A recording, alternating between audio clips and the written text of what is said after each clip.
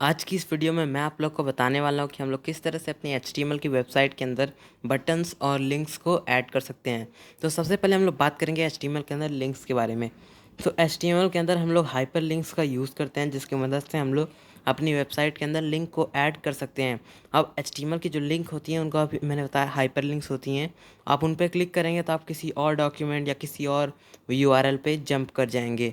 और जब हम लोग उन लिंक्स पर होवर करते हैं तो जो हमारा माउस का कर्सर है वो एक हैंड के आइकन में बदल जाता है। तो हम लोग अपनी HTML के अंदर लिंक्स को ऐड करने के लिए यूज़ करते हैं एंकर टैग का।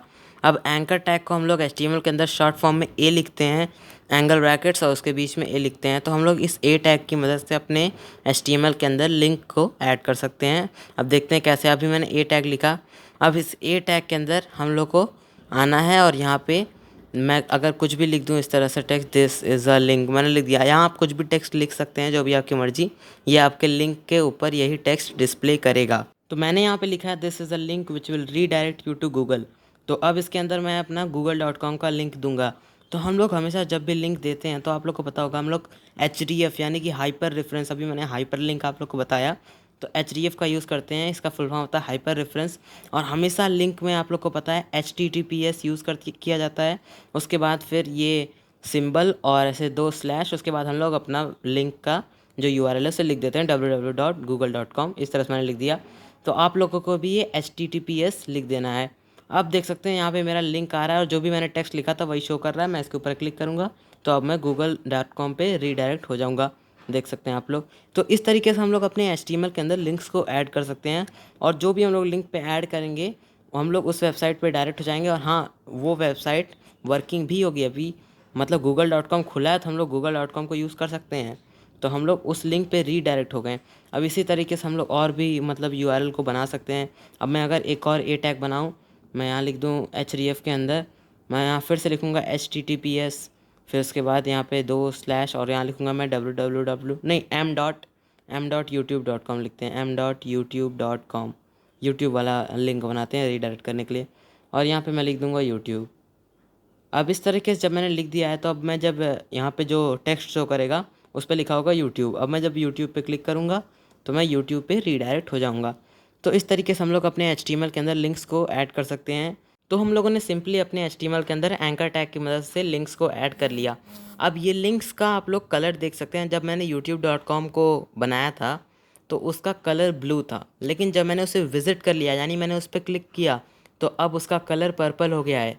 और जब मैं इसे ऐसे ऐसे पकड़ के राइट क्लिक करके लेफ़्ट क्लिक करके स्लाइड कर रहा हूँ तो ये रेड कलर का हो रहा है। अब ये रेड कलर का हो रहा है यानी इस समय ये लिंक एक्टिव है।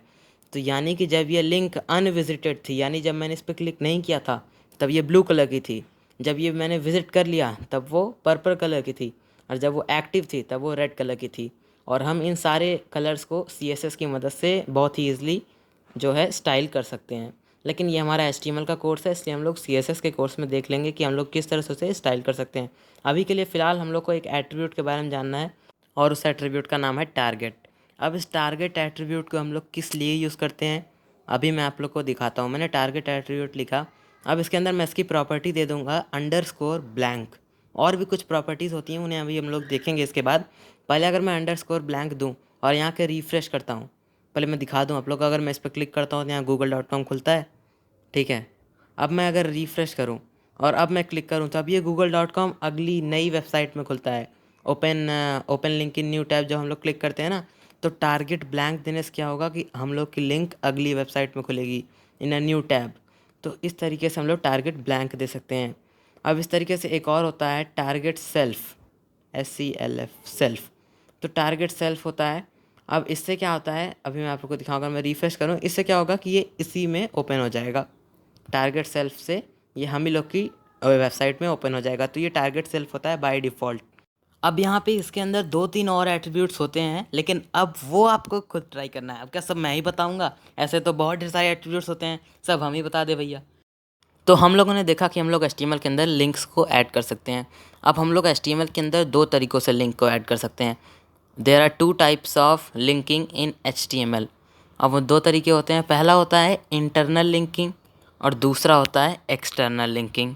अब इंटरनल लिंकिंग और एक्सटर्नल लिंकिंग के बीच में क्या डिफरेंसेस हैं अभी हम लोगों ने देखा www.google.com, youtube.com, तो मैं इसे अगर कॉपी कर लेता हूँ और यहाँ ले आके एक्सटर्नल लिंकिंग में पेस्ट कर देता हूँ। तो एक्सटर्नल लिंकिंग यही होती है कि हम लोग Ahref के अंदर ऐसे लिंक डाल दें, क्योंकि ये कोई एक्सटर्नल लिंक है ना, हम लोग किसी और वेबसाइट से लिंक कर रहे हैं, तो इसको एक्सटर्नल लिंकिंग कहते हैं। हम लोग किसी और वेब पेज, किसी और डॉक्यूमेंट से लिंक करते हैं तो उसे एक्सटर्नल लिंकिंग कहते हैं। इंटरनल लिंकिंग क्या होता है? अपने ही वेब पेज के अंदर लिंकिंग। यहाँ मैंने google.com से लिंक किया तो हम लोग रीडायरेक्ट हो रहे हैं दूसरी वेबसाइट पे, तो इसको हम लोग एक्सटर्नल लिंकिंग कहते हैं, क्योंकि हम लोग दूसरी वेबसाइट पे जा रहे हैं, दूसरे डॉक्यूमेंट में जा रहे हैं। इंटरनल लिंकिंग में हम लोग अपने ही डॉक्यूमेंट में रहेंगे, मतलब मैं खोला हूँ यहाँ पे buttons and links in HTML.html, तो मैं इसी वेबसाइट के अंदर रहूँगा। तो एक्सटर्नल लिंकिंग को समझने के लिए हम लोग को पता रहना चाहिए कि आईडी और क्लास क्या होता है। आईडी और क्लास मैंने अभी तक आप लोग को बताया नहीं, क्योंकि हम लोग उसे अगली वीडियो में, आने वाली वीडियोस में देखेंगे। तो ऐसे ही मैं अभी आप लोग समझ लीजिए, आईडी मतलब किसी चीज़ की एक यूनिक आइडेंटिफिकेशन। तो internal linking, it is use to link the document inside the website, मतलब अपनी ही वेबसाइट के अंदर। ये जो हमारी वेबसाइट है अभी जो हम लोग बना रहे हैं, इसी वेबसाइट के अंदर हम लोग लिंक कर सकते हैं। मैं आप लोग को इसका बस एक छोटा सा एग्जांपल दिखा देता हूँ, उसके बाद हम लोग आगे बढ़ जाएंगे बटन्स पे।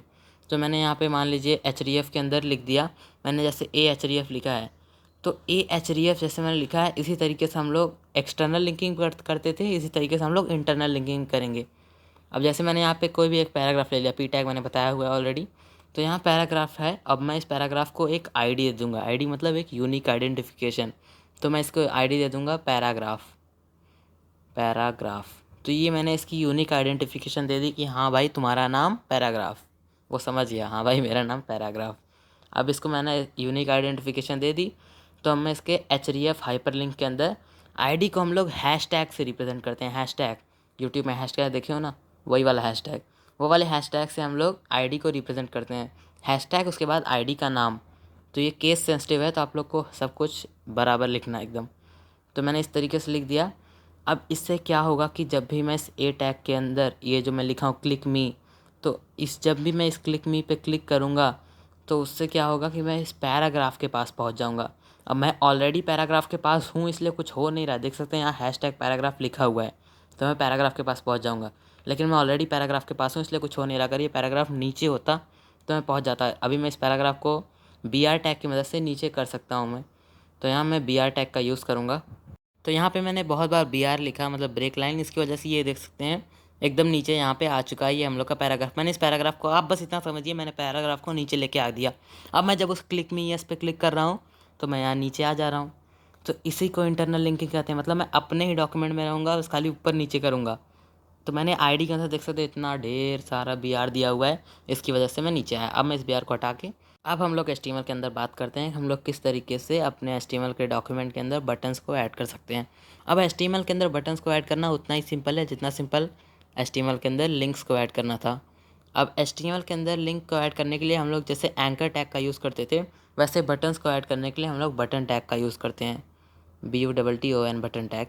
अब इस बटन टैग को किस तरह से यूज़ करते हैं, मैंने यहाँ बटन टैग बना लिया। अब मैं इसके अंदर लिख दूंगा कुछ भी, मैं यहाँ क्लिक मी लिख सकता हूँ, जैसे मैंने एंकर टैग के अंदर कुछ भी लिख सकते थे तो वही टेक्स्ट वहाँ पे रिप्रेजेंट होता था, तो यहाँ पे भी वही होगा। तो यहाँ पे क्लिक मी आ रहा है, यहाँ पे बटन बन गया है, तो हम लोग का बटन बन गया भाई, और क्या करना है। अब इस बटन के अंदर भी कुछ एट्रीब्यूट्स होते हैं, जैसे मैं बटन का टाइप डिफाइन कर सकता हूँ, इससे पता चल जाएगा कि ये किस टाइप का बटन है। अगर मैं यहाँ सबमिट लिखूँगा तो हाँ जो वेब ब्राउज़र है उसे समझ आ जाएगा कि हाँ ये बटन सबमिट करने के लिए है, ये सबमिट टाइप का बटन है। जब हम लोग फॉर्म्स को बनाएंगे ना, तो हम लोग इन सारे एट्रीब्यूट्स का यूज़ करेंगे, तो ये मत सोचना फालतू है, सब समझ लो अच्छे से। अब अगर मैं डिसेबल्ड एट्रीब्यूट का यूज़ करूँ तो ये क्या होगा, अब ये बटन क्लिकेबल नहीं है, अब ये बटन काम नहीं करेगा। देख सकते हैं क्लिक नहीं हो रहा है, वो एकदम डिसेबल्ड हो गया, उसका जो कलर वलर था सब उड़ गया है। तो इस तरीके से हम लोग डिसेबल्ड एट्रीब्यूट का यूज़ कर सकते हैं।